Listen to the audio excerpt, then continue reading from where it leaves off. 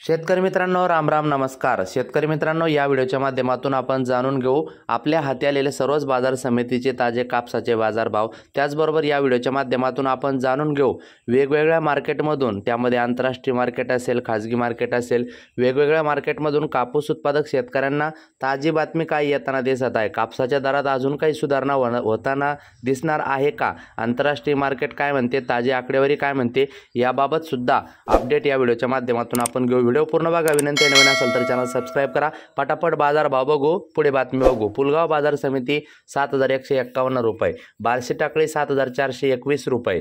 त्यानंतर मित्रांनो, हिंगणघाट बाजार समितीमध्ये 7,145 रुपये. त्यानंतर सिंधी सेलू 7,521 रुपये. त्यानंतर पांढरकवडा 7,521 रुपये. त्यानंतर हिंगणा 7,000 रुपये जास्तीत जास्त.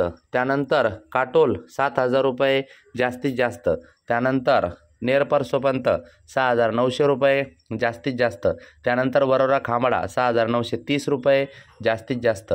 त्यानंतर वरोरा माडेली 6,950 रुपये जास्तीत जास्त. वरोरा 7,000 रुपये जास्तीत जास्त. त्यानंतर देऊळगाव राजा 7,000 रुपये जास्तीत जास्त. त्यानंतर उमरेड 6,960 रुपये जास्तीत जास्त. त्यानंतर अकोला बोरगाव मंजू 7,421 रुपये जास्तीत जास्त.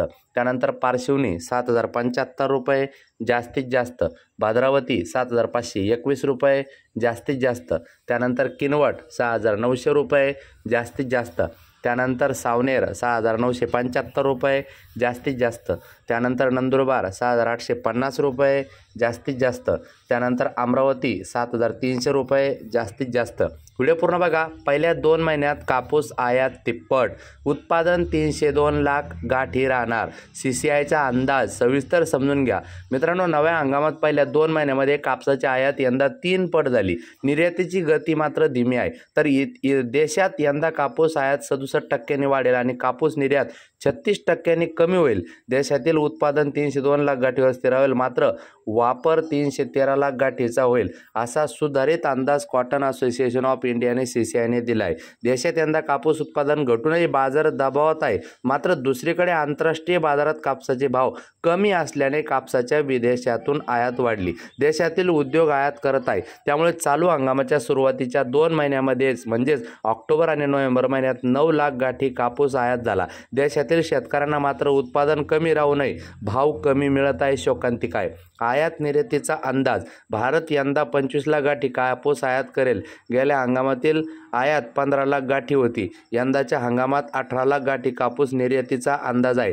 गेल्या वर्षी भारताने 28 लाख गाठी कापूस निर्यात केला होता. म्हणजेच निर्यात 36% कमी होणार आहे. मित्रांनो, कॉटन असोसिएशन ऑफ इंडियाने अर्थात CCIने आपला डिसेंबर महिन्याचा देशातील कापूस उत्पादन आणि वापराचा अंदाज जाहीर केला. डिसेंबरच्या अंदाजातही CCIने देशातील कापूस उत्पादन गेल्या वर्षीच्या तुलनेत 7% कमीच राहील, असा अंदाज कायम ठेवला. देशात 302 लाख गाठी कापूस उत्पादन होणार आहे, असे CCIने जाहीर केलेल्या अंदाजात म्हटले आहे. ऑक्टोबर आणि नोव्हेंबर या 2 महिन्यामध्ये 69 लाख गाठी कापूस बाजारात आला, तर 9 लाख गाठी कापूस आयात झाला.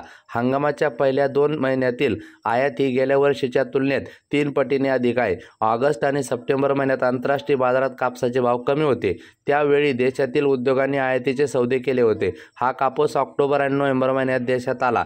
सप्टेंबर महिन्यात 4.5 लाख गाठी आयातीचे सौदे झालेला कापूस ऑक्टोबर महिन्यात देशात आला. त्यामुळे आयातीचा आकडा ऑक्टोबर आणि नोव्हेंबरमध्ये जास्त दिसत आहे. पहिल्या 2 महिन्यामध्ये भारतातून 4 लाख गाठीची निर्यात झाली.